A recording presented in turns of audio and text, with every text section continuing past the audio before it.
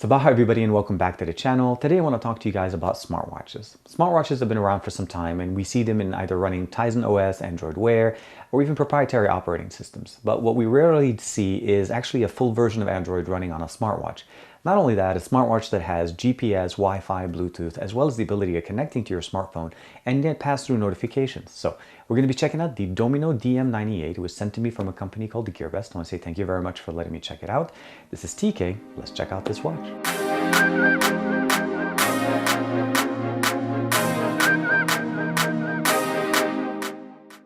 What we get in the box is pretty much an additional screen protector, cleaner, and the user guide, and it explains to us how to use it, and we'll get a chance to check that out, as well as the charger.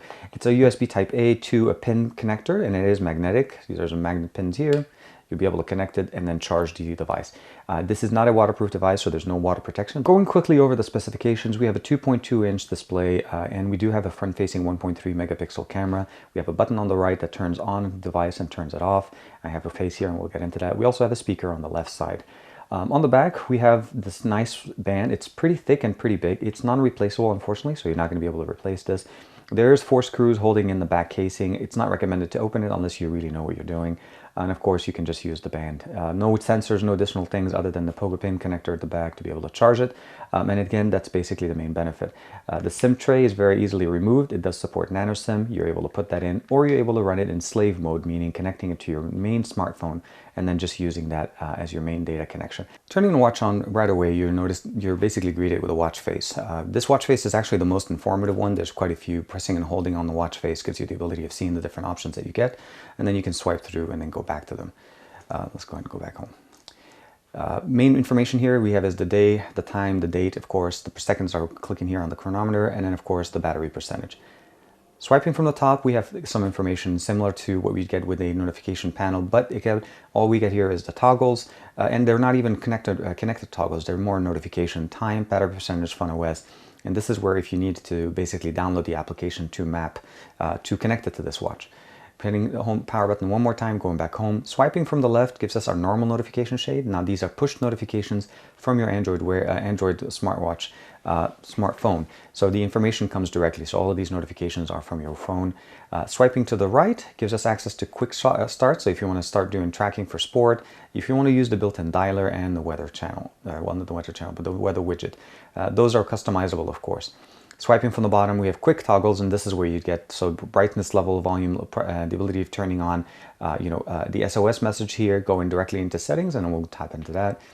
This is running Android 4.4.2, so just as kind of a heads up. We do have Wi-Fi, Bluetooth, location services because we do have GPS, power saving mode, which will restrict certain functionality, wireless networks for mobile connection, date and time, language, sound, display, uninstall applications, security, backup and reset, and let's go ahead and go into About Watch. Wireless update doesn't actually do anything.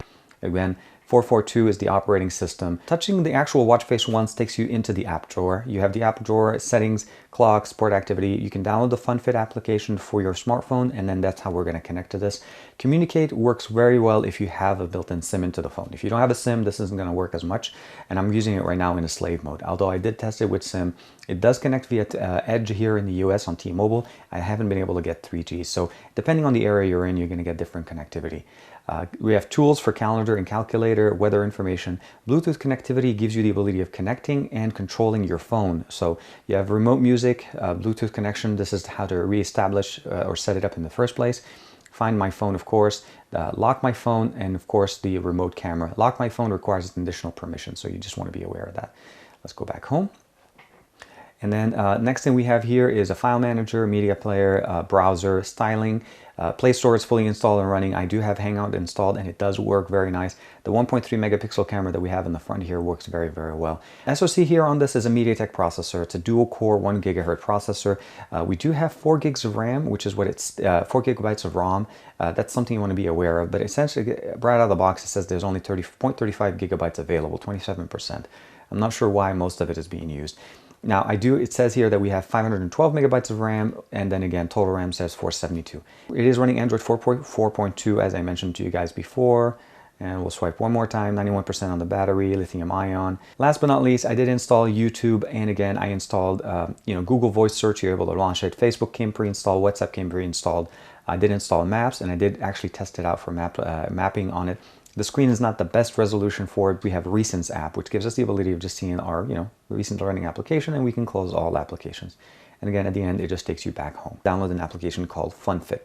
FunFit is an application that essentially is the helper. It pushes the notifications to it. This is a very small screen. Typing on this is going to be not exactly the most ideal situation. I can go into Watch Assist here, or Text Assist, and I can say, now I'll hit send. And then you'll notice it's right there, input is sent. That was the text assistant. You'll be able to actually get the benefit out of here from the app. The other thing is, of course, Find My Watch, Find Phone, Camera, Video connection, as well as notifications. And then notification apps here. This is where you give notification access to your phone so that it's actually able to push all those notifications directly into the watch. This is where you sync the information by pressing the button, and it will sync it. You'll notice that it counts the actual steps from different days. You need to go into tethering, and this is basically where you need to turn on Bluetooth tethering. We'll go under the settings for the app itself, and then there's an option here that says Internet Access, and I'm going to select it. This will give us the ability to tether your phone directly to your watch, so you don't have to worry about putting in a SIM card. It took a second for it to load. Obviously, it's loading over Wi-Fi and Bluetooth. I did turn on Wi-Fi real quick, but you can see the video is playing back, the speaker is playing here. So if you swipe from the bottom to the top, you can actually bring up the cards, you can interface with YouTube, and if you connect it to the same Wi-Fi as, let's say, a Chromecast or anything like that in the house, you can actually still cast from it, which is very, very nice. Last thing I want to show you guys real quick was the comparison in size. The Huawei watch is the Android Wear version. It still hasn't been updated to Android Wear version 2.0, although a video with that will be very, very soon. Thickness-wise, I can see that obviously the watch is a little bit thicker. We definitely have a bigger screen, a bigger battery, 900 milliamps over the, I think it was almost about 400 right here. Again, but battery life overall about a day and a half. This one, about a solid day. I'm not going to say that it's going to go more than a day on regular usage. So if you have applications installed that are syncing, it's going to use data, it's going to be turned on. Just keep in mind that you're going to be running about a day worth of usage. Here's the Gear S3. Again, thickness-wise, it's about the same thickness, although I do feel like I want to mention that both of these watches are heavier because of the bands, so you just keep in mind that if you're running the stock band that came with these watches, you're not going to have the same weight. This one actually still feels very nice.